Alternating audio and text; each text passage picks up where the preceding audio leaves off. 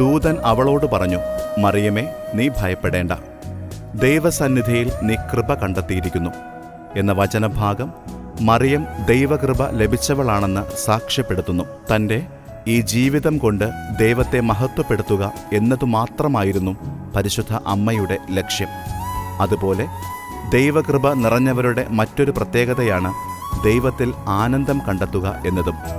നമ്മുടെ ഈ നിസ്സാര ജീവിതങ്ങളിൽ ഏറ്റവും ആവശ്യമുള്ളതും ദൈവകൃപയാണ്. ജീവിതത്തിലെ വിജയപരാജയങ്ങളെ ലാഘവത്തോടെ നേരിടുവാനും ഏതൊരു പ്രതിസന്ധിയിലും മനോബലം കൈവരിക്കുവാനും ദൈവത്തിൻ്റെ കൃപ അത്യന്താപേക്ഷിതമാണ്.